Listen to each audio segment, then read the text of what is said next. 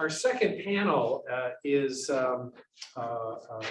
addresses an important challenge that I think every enterprise faces, and that's inclusion, equity, and diversity, and how we can continue to improve our places of employment to be more reflective of the broad culture that we live in. And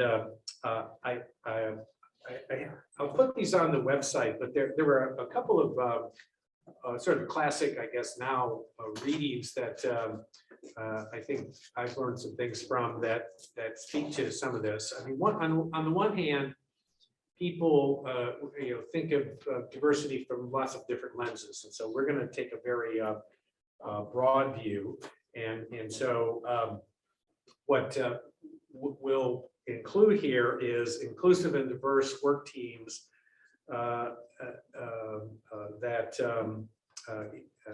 consider racial, religious, age, gender, sexual orientation, physical, cognitive, and emotional ability, and culture and cultural differences and similarities, not just focus on one kind of diversity. Earlier today, there was in the last panel, there was talk about, well, how do you get the engineers to talk to the managers, or how do you get the designers to talk to the programmers? And we certainly in any university department or school have a diversity of students who are moving toward different career paths, and getting them to work together is always a challenge, right?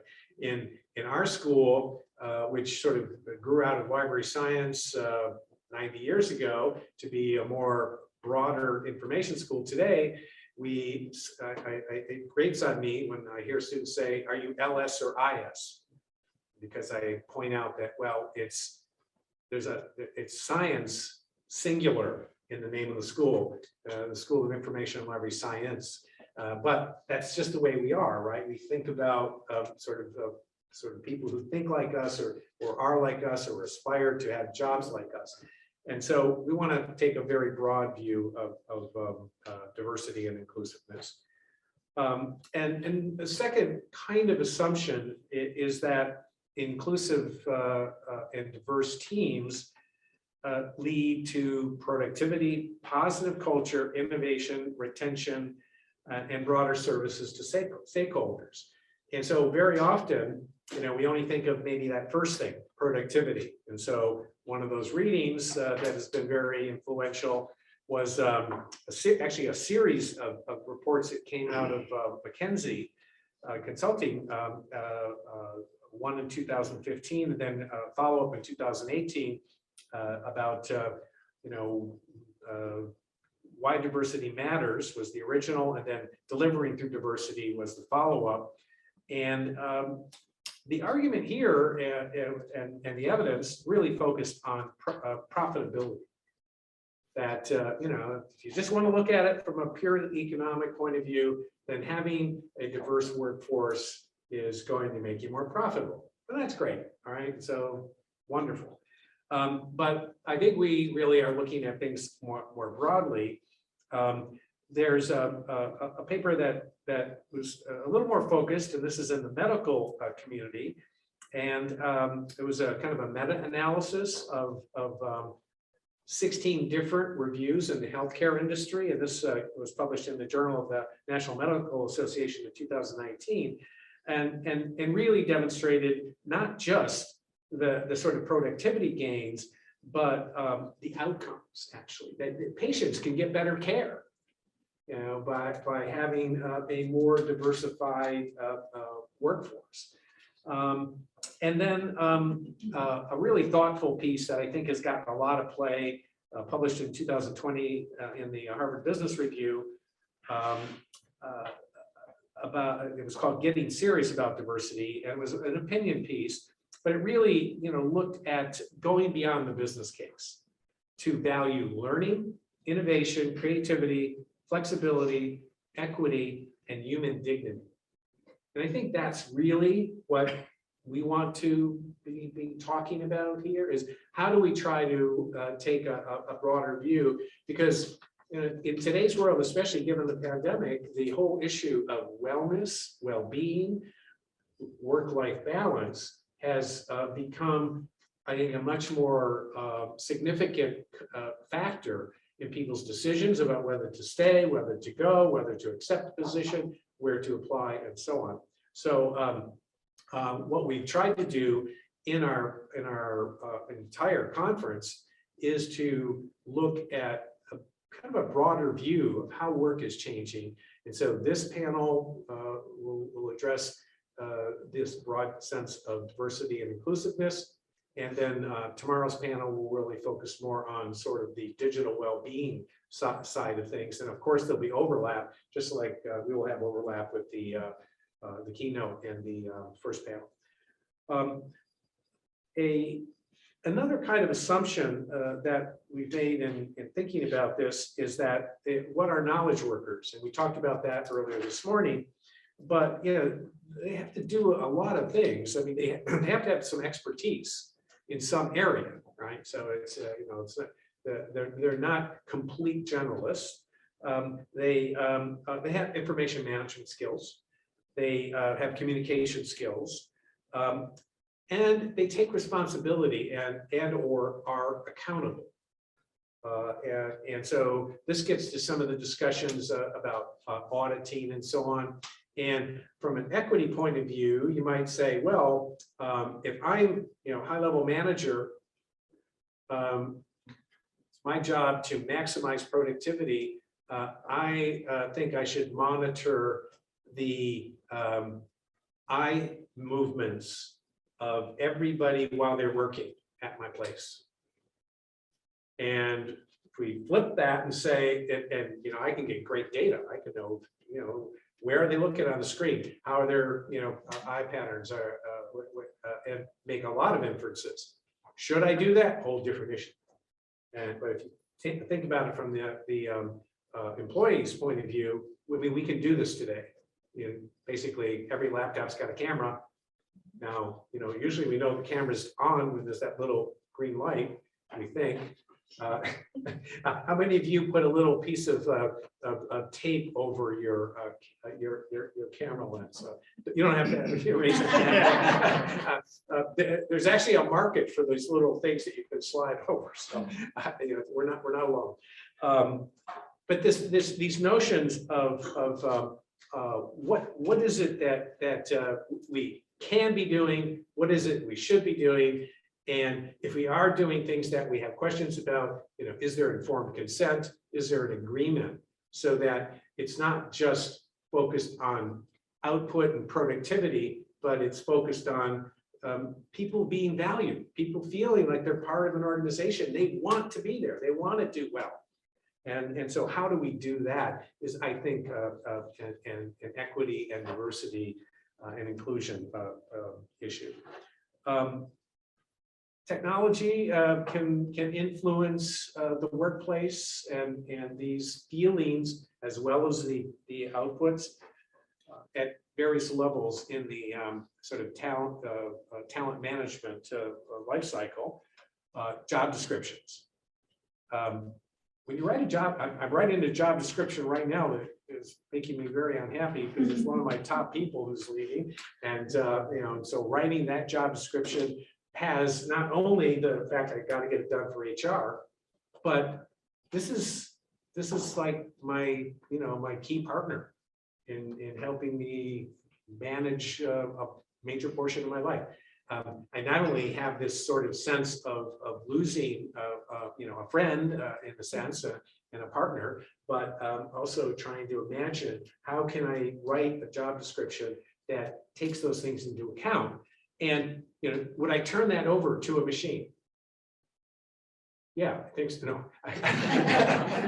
If it would get it done and get it posted quickly, I take some help, but I wouldn't really turn it over, right? Because I want to have some of my sense come out, my sort of humanness come out in that posting that I hope will appeal to potential candidates.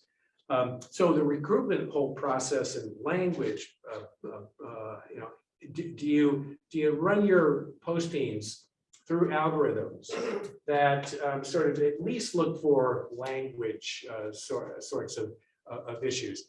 More and more, we are doing diversity audits in our policies at the university. Right now, we're using graduate students.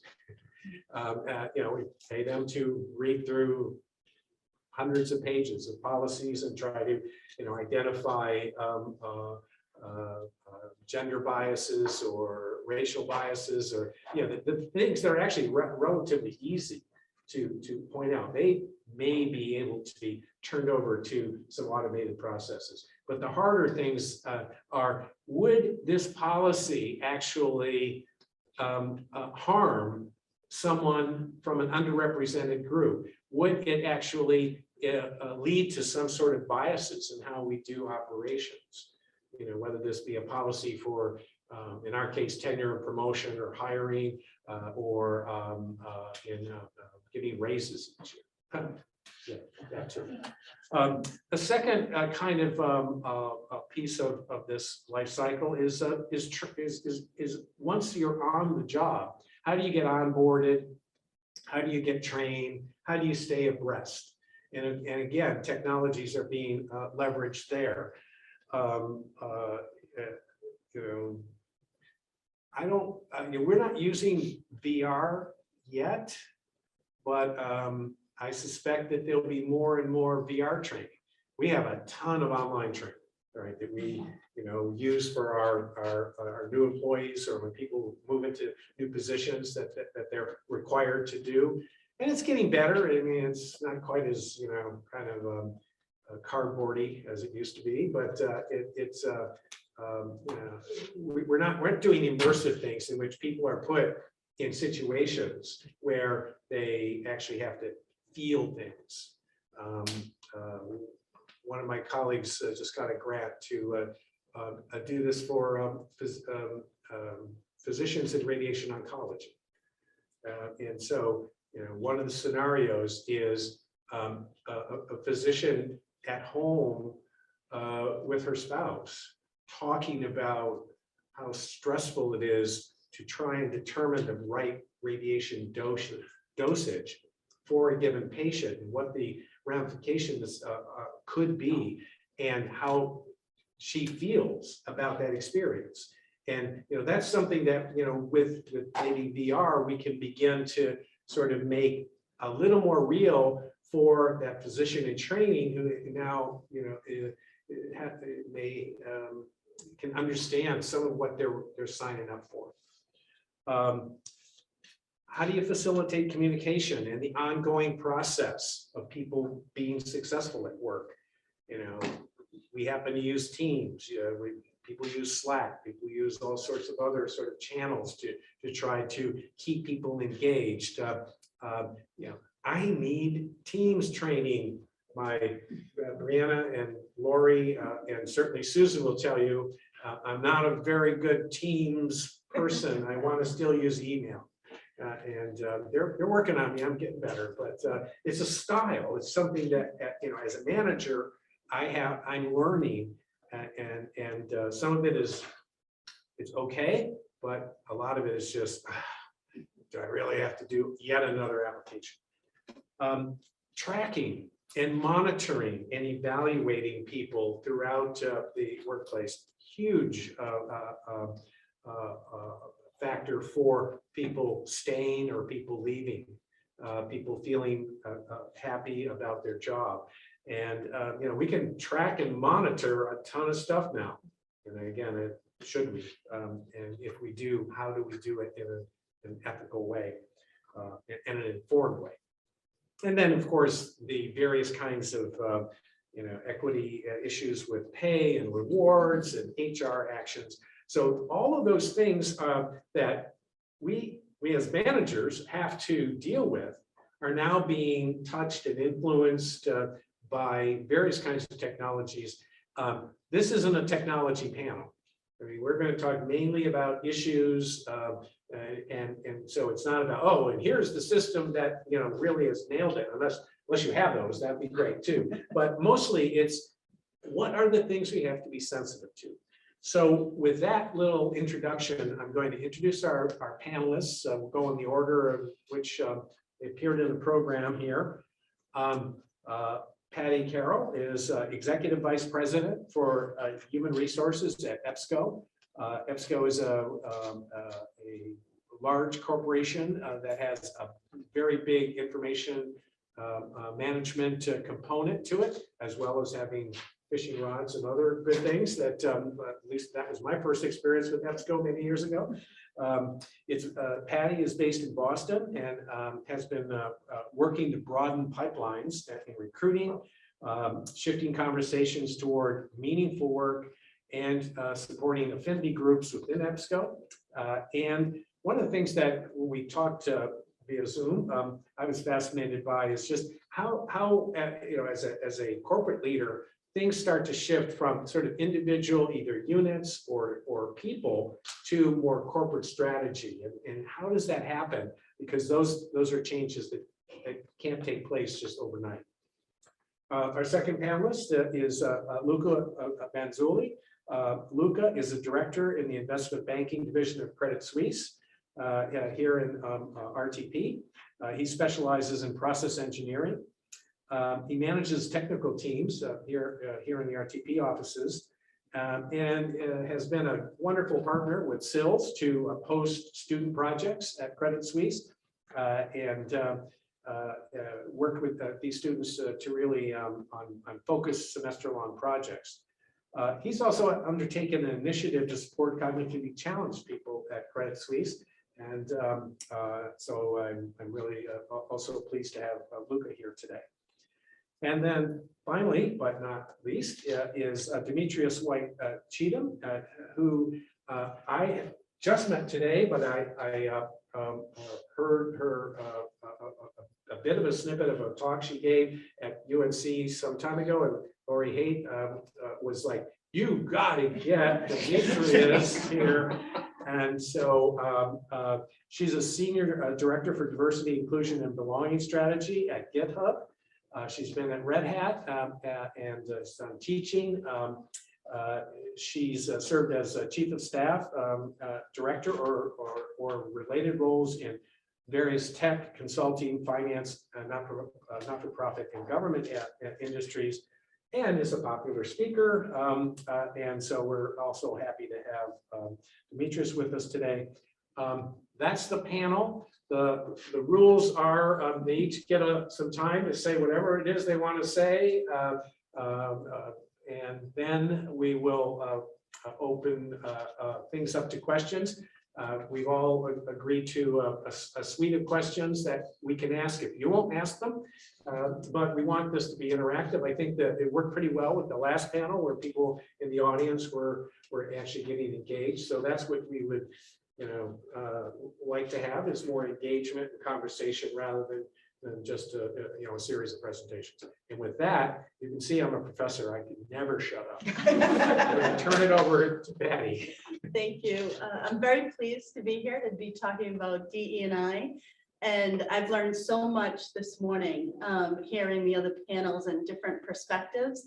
And so I thought my intro would be really centered on how Ebsco as an organization supports diversity and inclusion, and tying my experience to that. And as I was reflecting on this talk, I thought about my very first job and how much I think I know I would have appreciated DE&I as a concept.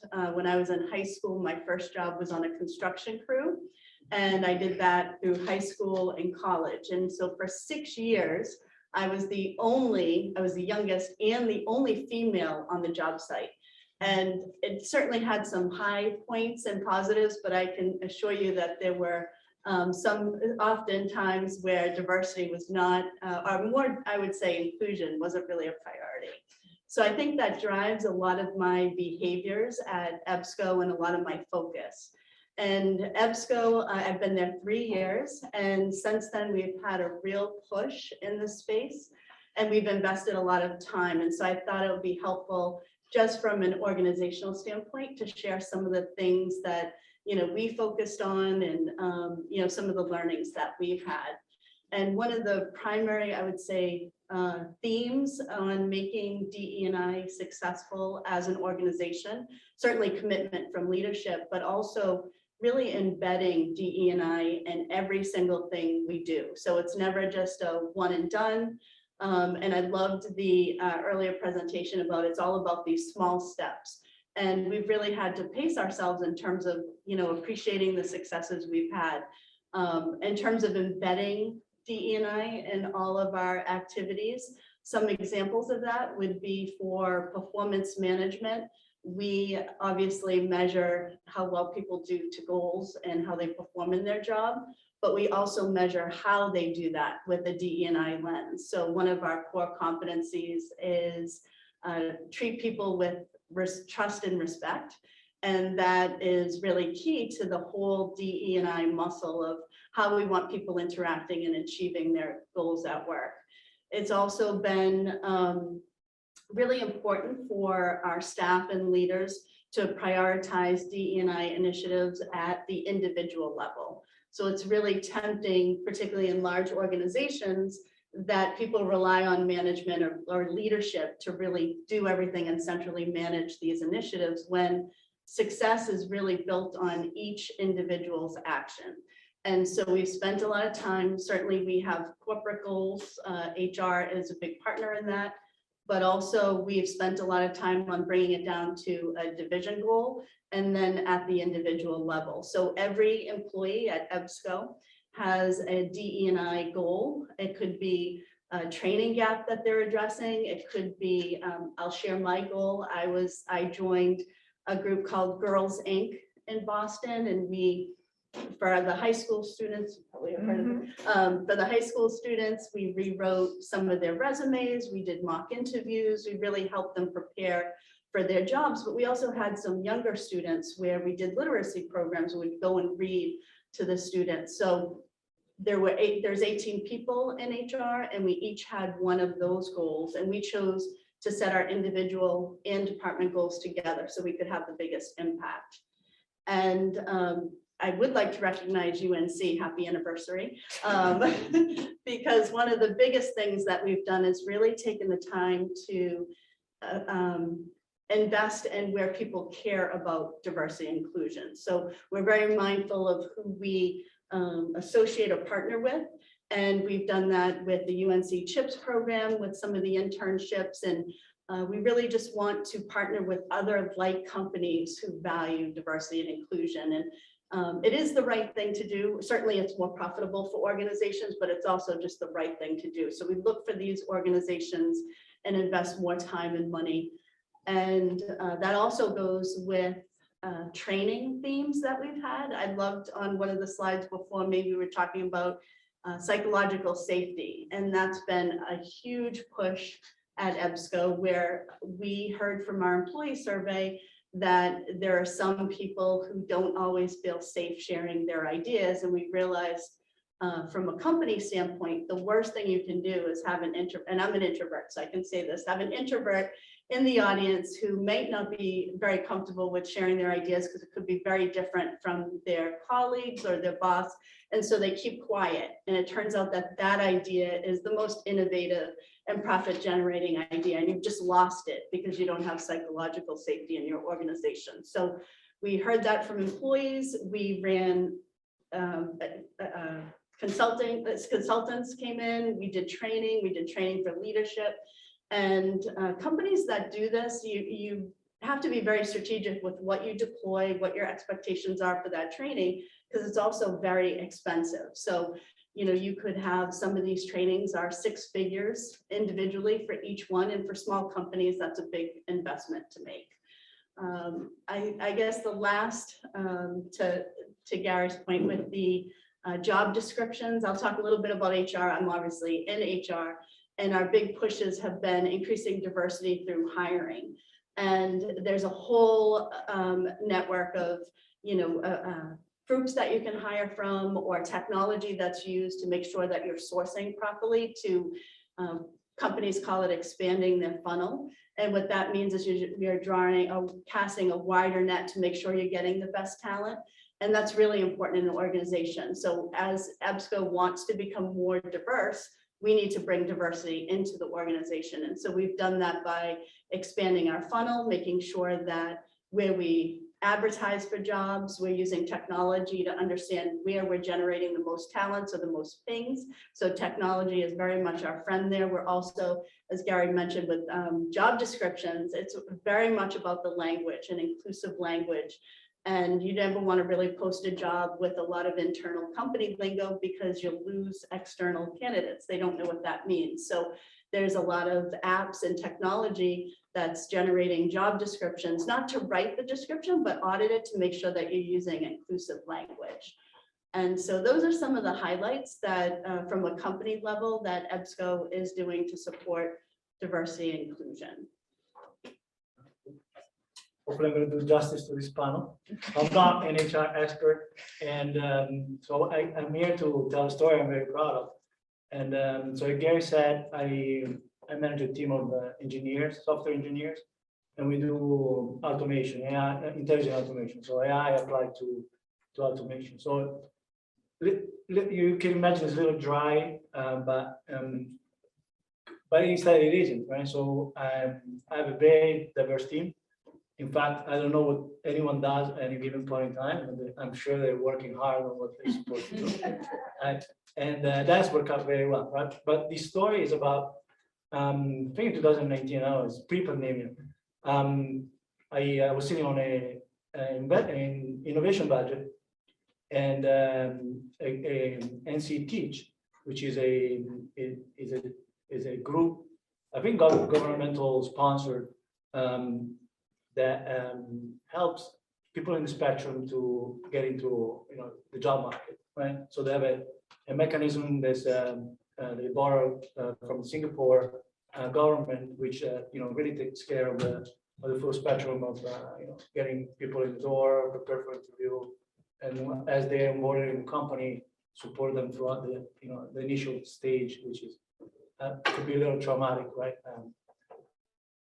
Everyone, right? If you go for an interview, as ready as you can be, as even if you are the expert, you don't know who's in front of you. So, well, we did this program, and it was amazing, right? Because we had people from they came from this program, they came to us at Suisse, and it was interesting because now we had to organize the way we interview. Differently, right? In a sense, we had to redo the full paradigm of interviewing, right? Because the interaction, we were told like the interaction is not what you would expect from a normal interview. Like you're not going to get outgoing people. You can ask questions like, "How's it going?" Those kind of answers, those kind of questions are too open-ended, right? Surprisingly enough, like we cater to, we cater to that. We did. I think what I think is the most difficult thing you can give to someone that gets interviewed, which is a technical challenge off the cuff, like code for a chess game. Queen wins in five moves, right? And and I have a very technical team, and then it was okay, fine, great. Like if we get it right, we got everything that we want, and I'm sure that everyone will be very inclusive once it gets to deal with this with folks in the spectrum, which I assume we are all in a sense in the spectrum. So Christus managed to hire I think half a dozen of these individuals. Was very good. This brought not only a lot of diversity in the teams, which Christus sponsors to the greatest extent that I know. Like I worked a lot at Credit Suisse, but I'm sure that it's one of the good company. But something else happened, right? Because now we figure out that a lot of CuriosFish employees had, themselves kids in the spectrum, right? So it was a, eye-opening that, okay, it's not only, something that is coming into the company, but, we live this without even knowing, right? Or at least most of us didn't know about it. So, so what happened now is we created a community. We founded a council called TINAC and the Triangle Neurodiversity Advocacy Council, and company from the Triangle, so IBM, MetLife, and I have a list so I don't miss anyone. What is it? NetApp and LinkedIn, so Lenovo, and as well UNC Teach. So they are part of this council, and we are continuously fostering the idea of hiring people in the spectrum, and we like for anyone to join, no other companies, and even outside the triangle, I guess. Yeah, and but I have so I still one of these persons that we hire is in my team, and it's doing very good. That's great. That was great. Thank you.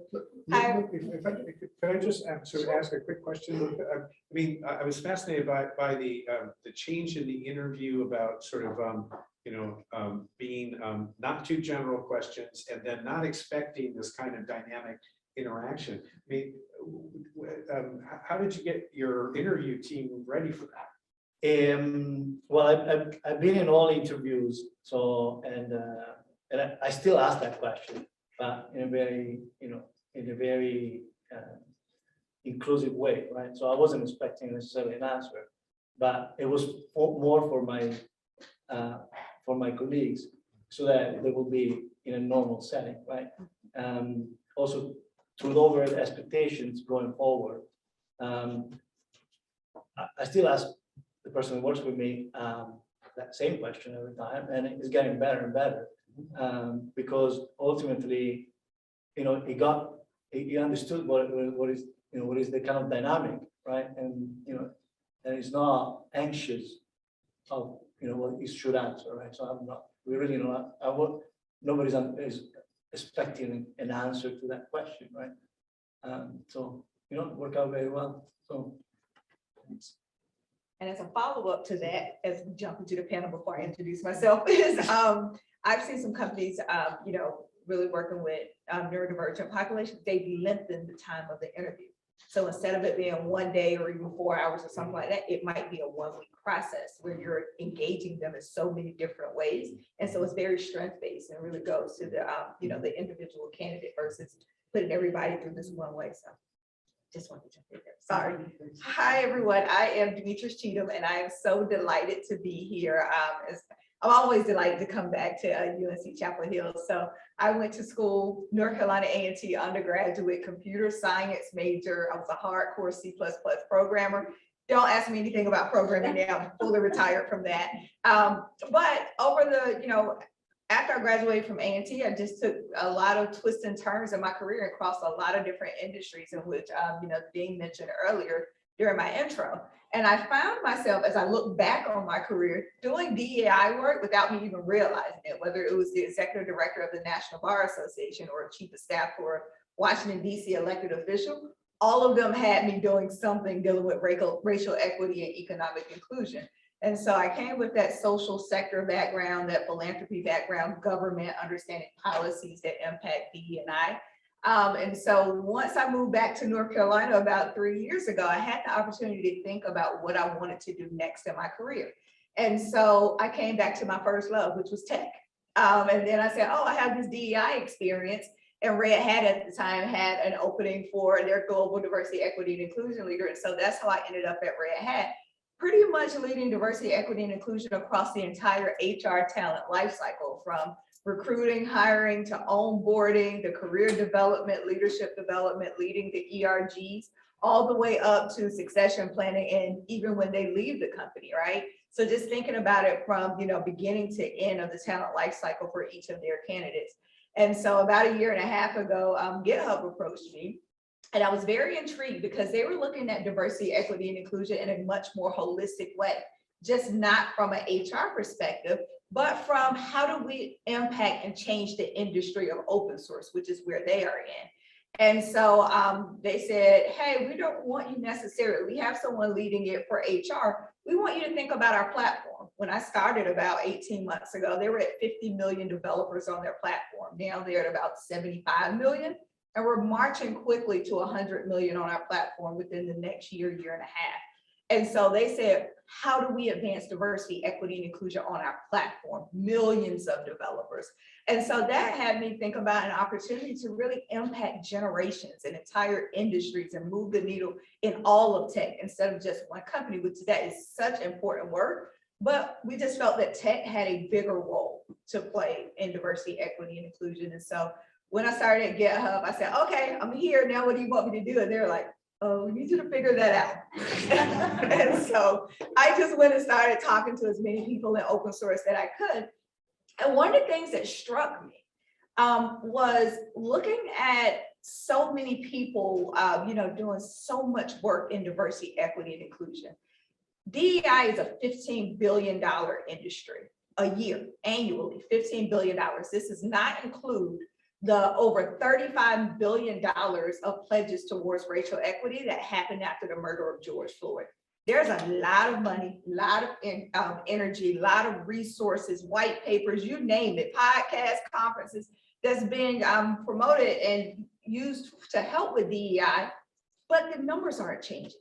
And so I was like, this doesn't make sense with all of this money, like anything else that you pour that amount of money and resources into, you usually see some change and we're just not seeing any. And so when I started talking to people around the industry and open source, there was just a lot of duplication of efforts. People were just working in silos and all those things. And it struck me. It reminded me of how we used to do software development 30 years ago. Every company was over in their own corner. Everything, all their code was layered upon layered on intellectual property protections and copyrights. We couldn't let you see our code or, my competitor let you see my code because you're going to steal my competitive advantage. And we suffered for it. That was the reason that open source was created, because they said that we can build a better product, better code if we collaborate and work on it together. And so they started lowering all those patents and saying, we're going to put our code out here for the world and anyone, anywhere can contribute to it. Whoever has those best ideas, we want that included in our code. That's how Red Hat was formed. That's why GitHub exists now. And so when I started thinking about that, I said, why could we do that for code, but we can't do that for inclusion? What would it look like if we open source diversity, equity, and inclusion, where we all came together? We're not looking at it as a competitive advantage. Like, people don't want to share their DEI strategy because they're scared that if I tell you what's working for me, you're going to take my strategy and go after that limited talent pool that everybody is trying to get. That's such a fixed mindset, and it's the complete opposite of everything that we know to be true in tech. And so that's why I've created a community. It's called All In opensource.org, where we're bringing together stakeholders across the entire open source industry to come together to think about diversity, equity, inclusion, and actually do something.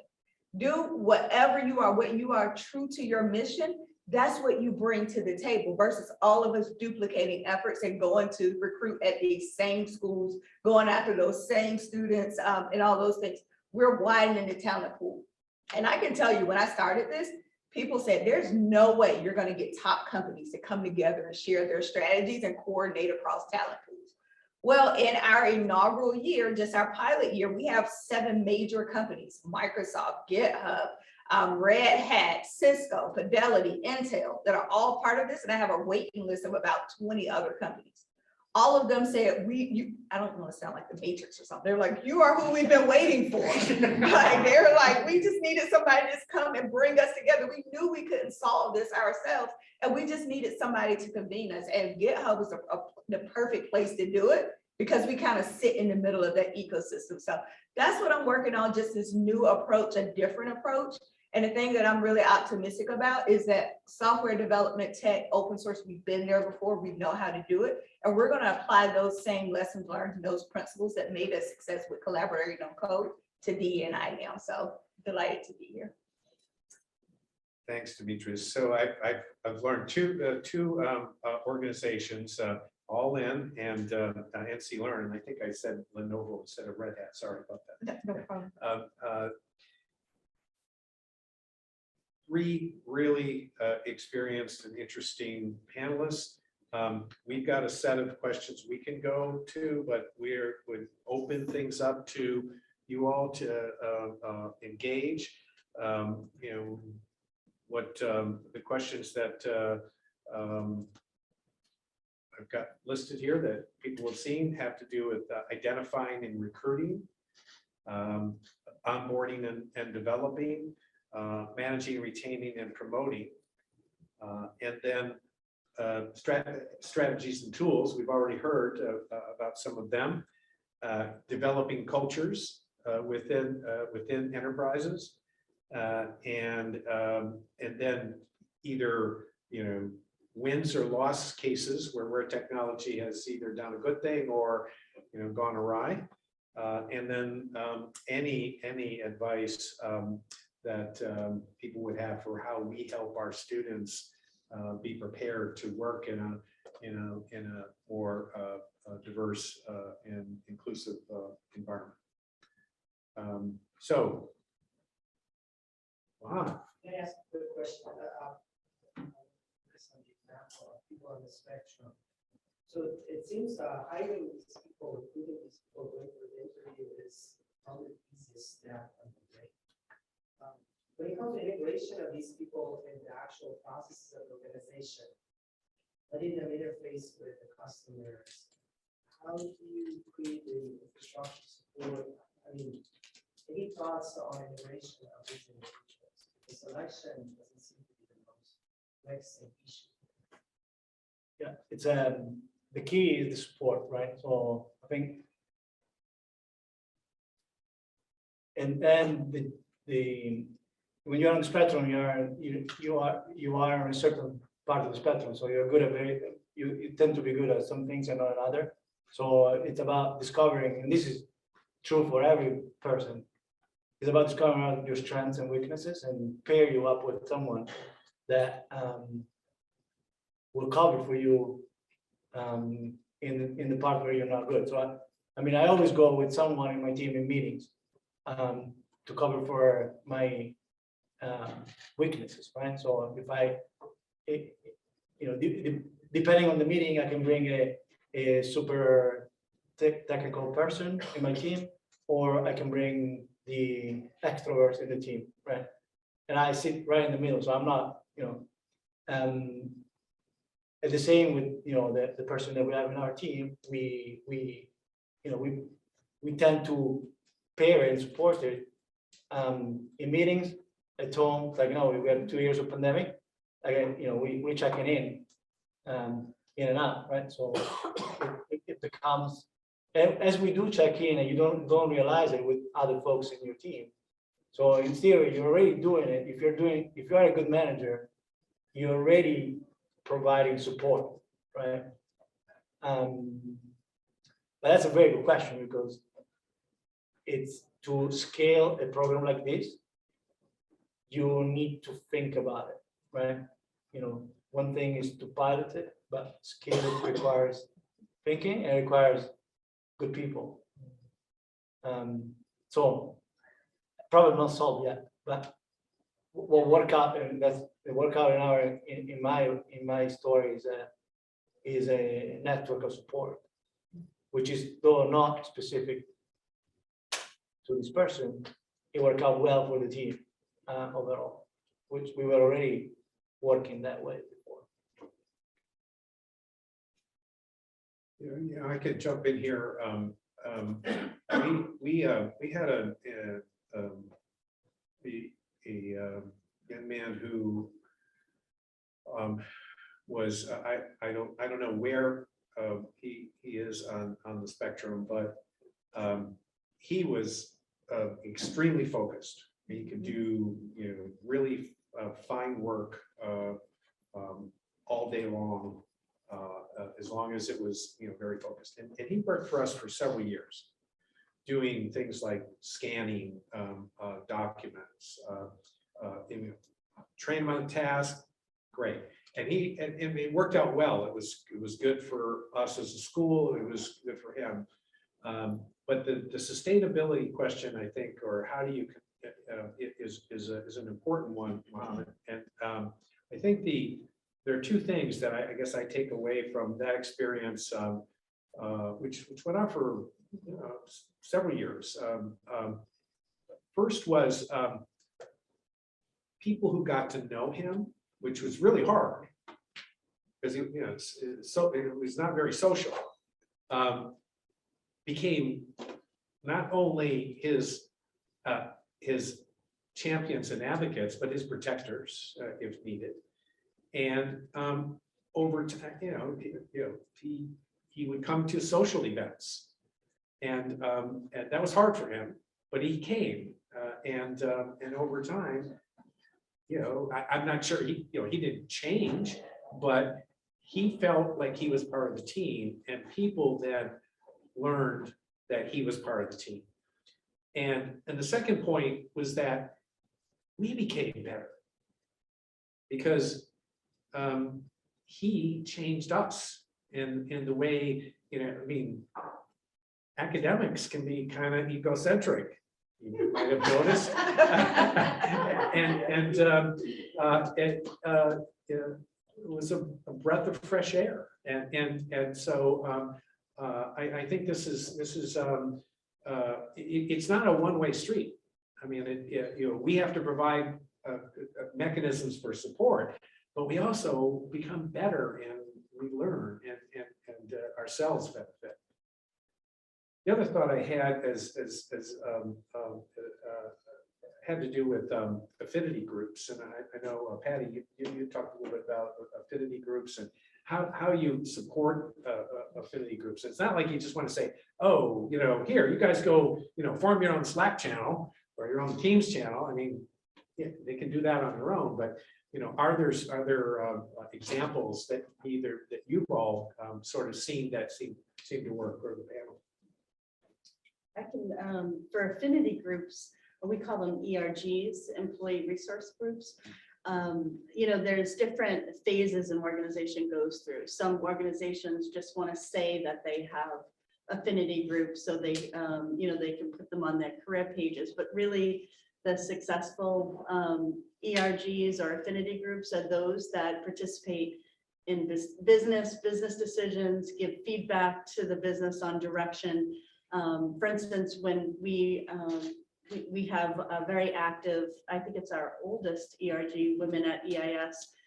They will bring in consultants to talk about women issues in business. And so it serves as a development tool for the organization and really benefits both the individual and employee, as well as our diverse working group, which I think is the second oldest group we have. It gave us a lot of feedback over the last 2 years on things.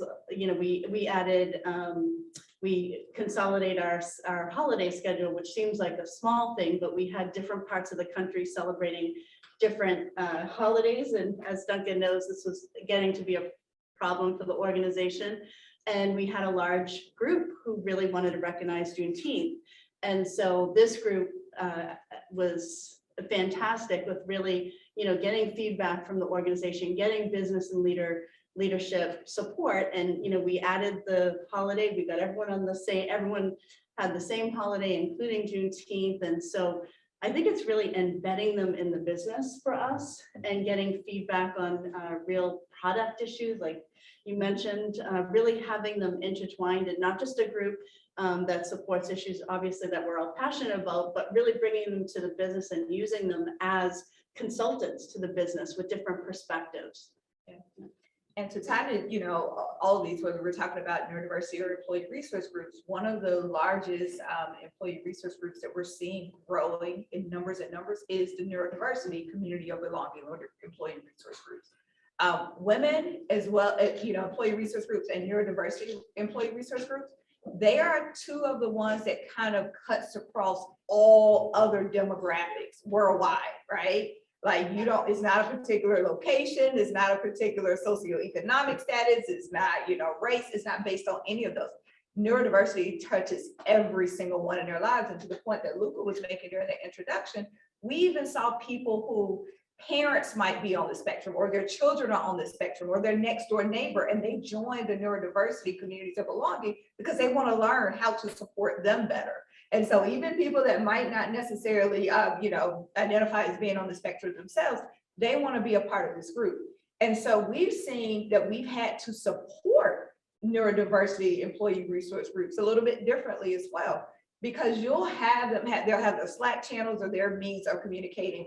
And with neurodiversity, we found that they are very open about sharing, who they are, what their diagnosis is, different recommendations. Well, sometimes it gets into some HR issues, right? Where people are disclosing things, or you're all of a sudden diagnosing people that you shouldn't be.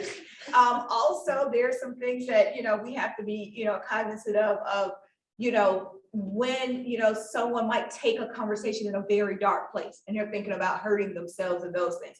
Those are red flags there. And we in HR, we don't want to be the ones that have to monitor every single thing. So we actually have to train group leaders that are monitoring these conversations and the community itself on what are those things that you need to raise to our attention. Like, these are things that we know you have your cone of silence, and you all want to, be able to confide in each other, but there are some things that we all need to take responsibility for as a community.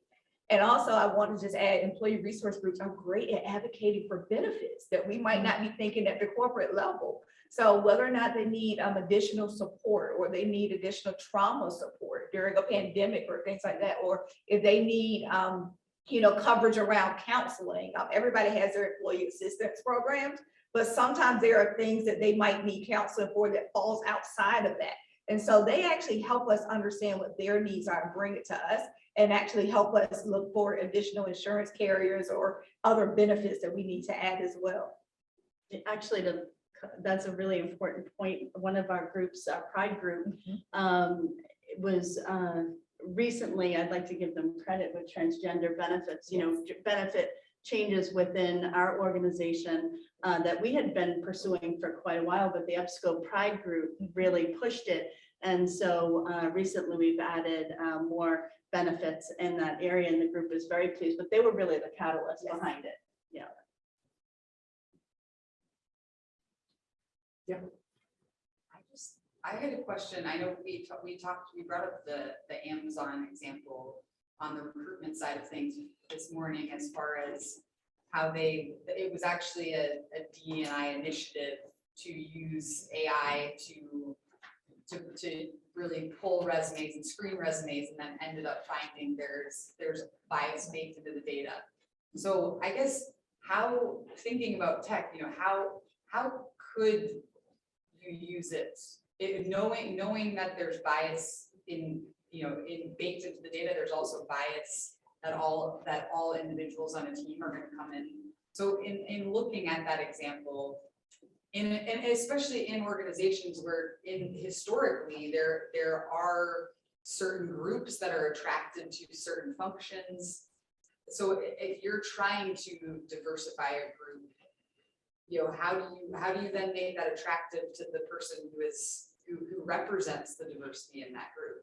And I guess, and I want to hear kind of how tech, I know that can be a whole day of but kind of the tech angle of that, of what they actually could have used, and how looking at it historically now, how can we change that?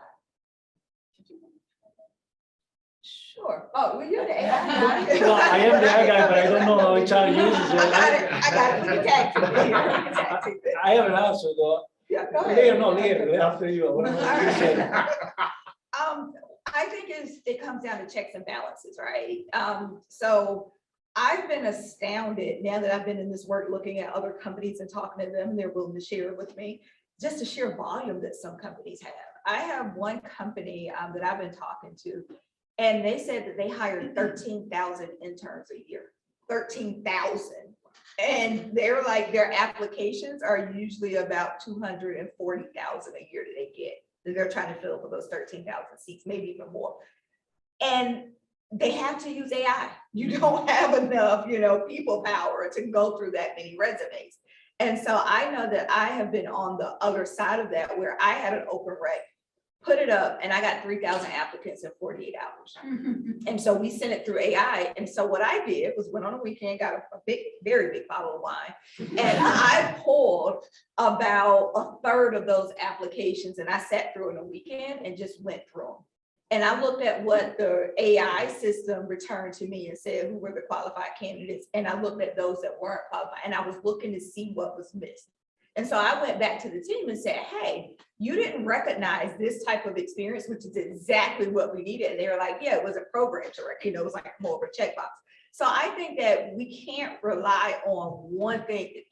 Who is it? May West, too much of a good thing is a bad thing. Like, it's like that, right? I just think you can't solely rely on computer or AI to do anything, but you need, that human intervention as well. And it takes more work. And so therefore companies have to, especially now in these growth phases of companies and this, this high talent pool, you gotta allow some space in the process, because if you're just trying to churn and fill recs really, really quickly, you don't allow for that human intervention in there. And I think that that's what's getting in the way of a lot of things. It's just not a lot of space in the process. And so my goal, or my thing that I tell companies, you gotta have that checks and balances. Also looking at how do you make sure your talent acquisition partners and your recruiters, they're making sure they're getting the bias. One of the things that I found at HR, and I know hopefully this is not the case at Ebsco, but usually the people that don't do a lot of the diversity, equity, and inclusion programs and trainings are the folks in HR. It's almost like we think we got it, and we're the ones that are the gatekeepers there. And so when we build trainings, I make sure that my team goes through them as well and goes through third-party ones, because if we don't check our bias, then so goes the gate, right? And so I think that that's something that we have to do. It's just training at the appropriate places all throughout the entire funnel, as well as that checks and balances. So, Luca. So my answer actually was right. So it was going to be right. So one is data, right? So the model is wrong to begin with. By definition, is produces mistakes, and giving the right data for labeling. That's what she was doing. It's like she's labeling on her own. So giving the right set, and I'm not advocating. Maybe you can actually prepare a set in your company, in your we are all in, right? And prepare this set is unbiased. You can test that. And the other one, having the human in the middle. So that's one of my mantras as well. Like, never take AI for granted. Suggest, and then the human make the last decisions. A model is by definition wrong, right? I'm going back to working like I'm going to supply my own labels now, just because you said that. But it was interesting because we were talking about job descriptions earlier, right? And so one of the companies that we're working with All In, I was telling them that we literally reviewed all of the students in this program because we have a student component of it. We looked at their resumes individually, and most of them, I would say about 90% of them, they were still using a chronologically based resume. So I saw all of their fast food restaurant experience. I saw all of them pushing, carts at the grocery store. And when I looked at it, I would just, call and ask them. I was like, well, what have you been doing in your computer science classes? And they tell me all of this project work. I was like, X out all of this and put that in their resume. And the responses from companies that we were finding them jobs for was just through the roof. So we can't take for granted that some of these foundational things that many of us know, like in resumes and interviews, that everyone knows that. And so I was telling this company, I was like, oh my gosh, we're going to have to look at everybody's resume, like individually. And he said, well, we have AI where when someone does a job description, they load it into the system and it automatically checks for non-inclusive language. And so they said, why couldn't we do that for the resume? And so then you don't have to be the one that's doing all of that, but I can supply my own labels now and think through, hey, you only have fast food experience. Tell us about your computer science courses and those projects as well. And so thank you for that. I didn't even know I was able to do that. They might have told me not to on purpose. But, yeah. So on Zoom, we have a question.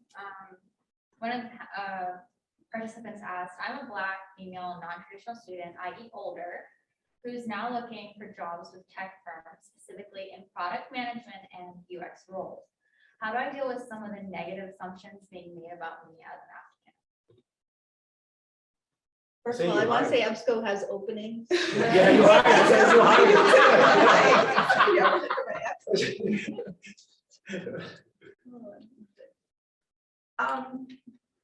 That, I would say actually on a podcast last week, we talked about this, is anonymity in open source and tech, right? Like we went to this thing where we said, you can put your avatar up and no one knows who's coding behind the system, or, you know, behind the scene and all those things. Now, anonymity has some bad parts to it as well. But one of the things that I've seen, you know, at GitHub and just open source in general, is that they've suspended a lot of the requirements. And GitHub, you don't even have to have a 4-year degree. And I do say that knowing where I am right now. So I'm not an advocate for not going to college, but you don't even have to have a degree and all those things. And I actually met a 10th grader and she showed me her resume. It kind of freaked me out because it was 2 pages long, but it was all of her GitHub contributions. She could literally walk into many entry-level tech companies and positions as a 10th grader. Because that's, you know, that's what we're looking for now. So those technical assessments, they have their issues as well, but we're really looking at who can solve the problems for us. And so I think that just, you know, not hiding your identity, because quite honestly, if you have to hide your identity, you don't want to work for that organization anyway. Like your diversity is your superpower. And so make sure that you're disclosing who you are. You're being out front, you're out there. You know, some of the things that I've been seeing is that people are not disclosing, you know, when they are neurodivergent, and they don't get to take advantage of all of these processes that we have just for them. And so I would just say, don't worry about the biases, do great work, be an excellent coder, get your code up on GitHub. Just make sure that people know what your skill sets are, and you look for the companies that want you to be a part, that will embrace and to celebrate you. But don't worry about trying to hide who you are. You don't want to do that. So this is slight variation on some of the things that we're talking about, but there's a new startup in Raleigh, very small, just won a NCIDEA grant called Blue Recruit. And what it is, that they describe themselves as a Match.com for plumbers. Because what happens is the systems, many of the systems, Monster.com, all that, this grew out of a problem that the founder's father was having, runs a body shop, and he was looking for somebody who could paint automobiles. And whenever he would go search the sites, he would get house painters. This was a classification issue. And so they just came up with this idea to focus on having people list their certifications for the trades, where they were certified in the trades, as a way to find employers and match people. So, Yeah. you know, I was thinking about your beautiful example of sitting down with that beverage and looking through those resumes, but that's part of what we have to do with our systems. They give us answers, but they don't absolve us of the responsibility to think. Yeah, absolutely. I know something that gives me a lot of heartburn is when I hear a company that says, we've done away, and they're saying, you know, very proudly, we've done away with our resume requirements. The only thing we now, in the application, the only thing that we require is your LinkedIn profile link and your GitHub link. And that's it. That's all they want to see. Having a GitHub profile and a LinkedIn profile, there's a privilege that's there. There's a lot of people that for whatever reason, they don't have those. And so now you're getting all of these people that are out of the system. Usually they're from underrepresented populations. And so relying on those systems, and like I said, I work for GitHub, and LinkedIn is owned by Microsoft as well. So we're one big family. But that's just something I just do not advocate for. You're just not getting the full picture of who a person is and the value that they can bring to your organization. And so keep that human element in there, even though I know we are trained, especially in tech, to go faster and go larger and scalable and sustainable and all those things, but there has to be a balance there.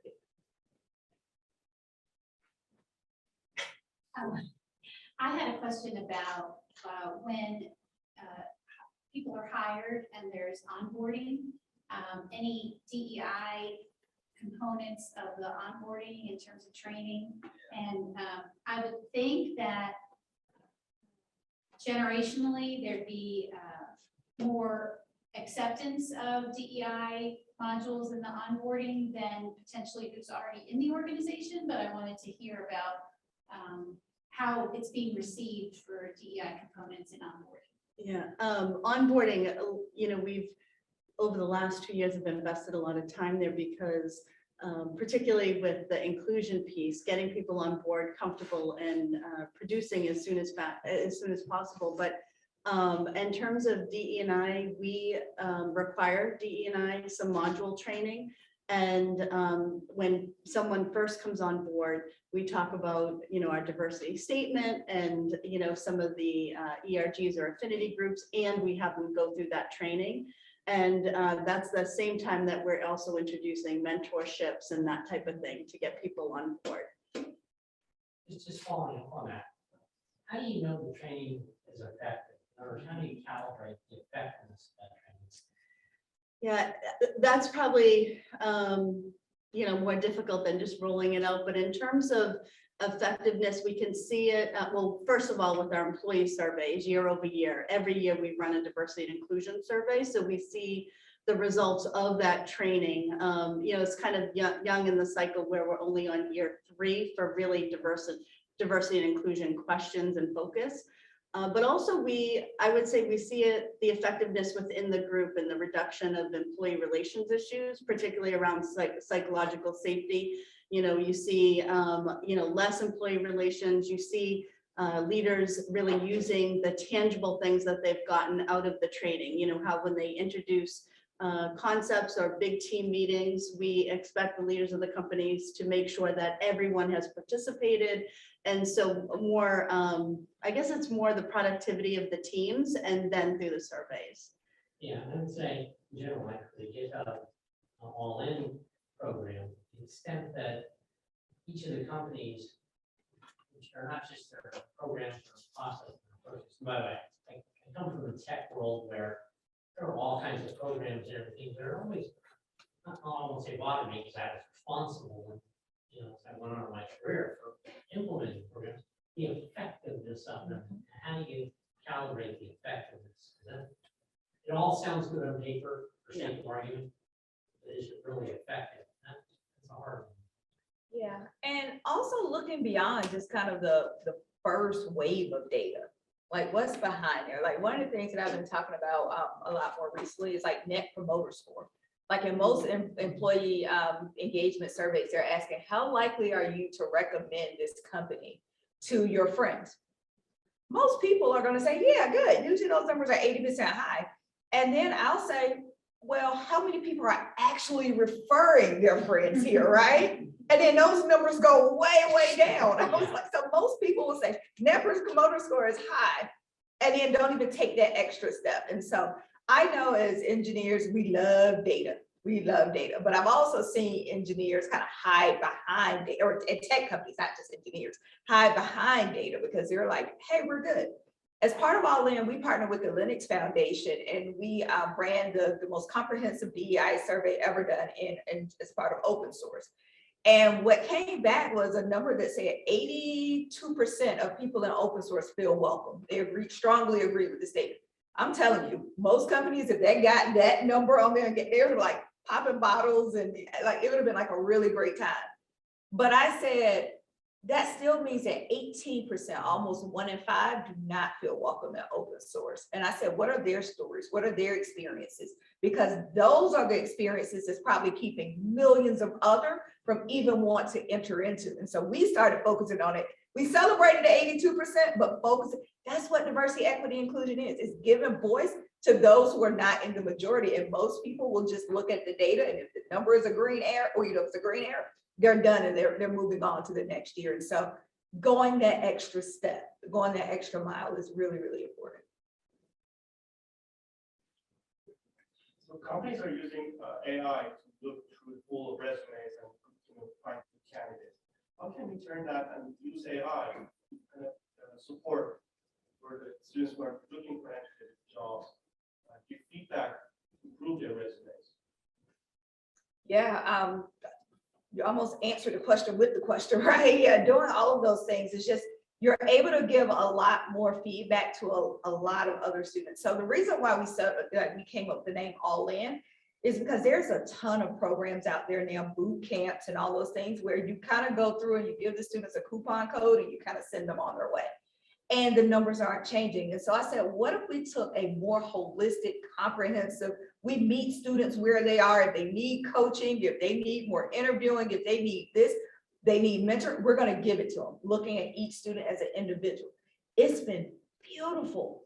For this pilot, it is not sustainable. We cannot do that type of, support for thousands of students. I intentionally only did the pilot with 30 students because I needed to see what was happening individually. We were looking at students who, they were bright, they were hardworking, but their GPA might not reflect who they're at, what their aptitude to succeed are. These are students that are commuting 2 hours back and forth to school every day because they can't afford to stay on campus. Full-time caregivers, athletes. They're students that are active duty military.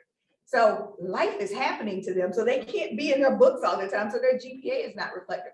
So we said, who are those students that just deserve a chance? They just need that door open for them a little bit and they would take off. We found that those students, they just need extra support, and the human process of it, we could do it for 30 barely this year. We can't do it for 1,000 or 10,000 that they want me to get this. So we are looking actively right now. So I definitely want to talk to you all, and anybody else that might have some suggestions. How do we get that balance right? Where we're not just giving students coupon codes and send them on their way, but we can't do that heavy lift there because we had go ahead. No, in a sense, you gave yourself the answer already, right? Did I? Yeah, because in the resume, now that I think about it, you only put your experience, you didn't put what else is going on in your life. So the data point is missing from there, which if that's a theory, you should change the way your resume is structured. Yeah, maybe asking those questions, like, do you live on campus? How Yeah. far is your commute? All those things right there. And then it just gives a more complete story of it. And then you can scale that way, and then you have to ask each and every one. Yeah. That's a great idea, Luca, because, we It's the second one. Right? Yeah. Your bill after this. When we do acceptances to students and make the recommendations for funding, it's hard, right? It takes a lot of time and effort. And a few things that I think have helped is not looking so much or at all at the GPA, for example, which is an easy thing. It's easily accessible, and you can immediately bin people based on that. That's a terrible idea. And so just getting your head as an academic enterprise around not doing that is really hard. And there must be other things that corporations do just automatically that we just have to rethink. And this notion of, what's the resume for, your life experience? I mean, at lunch, we were talking about just some of the challenges students today have, with mental health.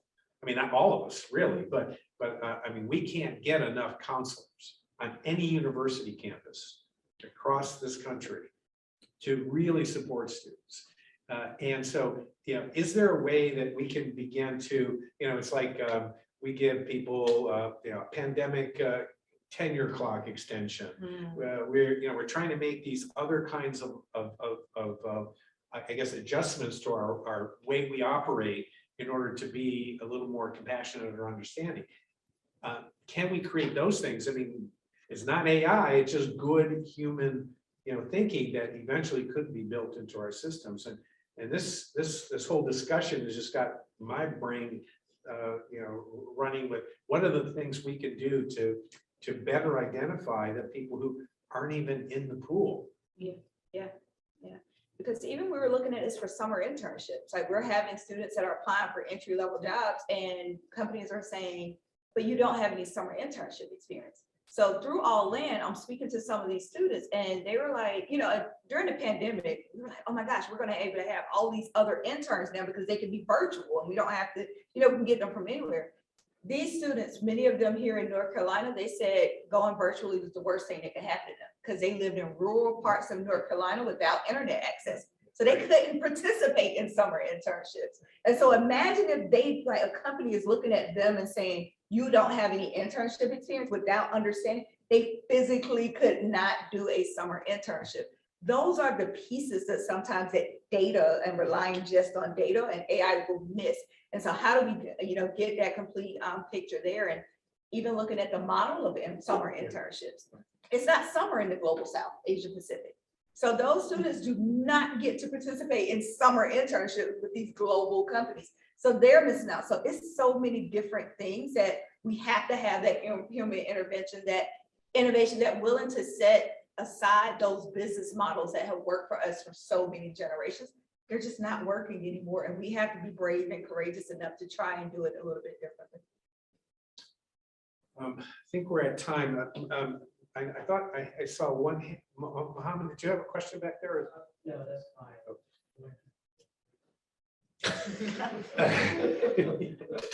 So we've got another break, and then Mohammed's going to do kind of a closing discussion.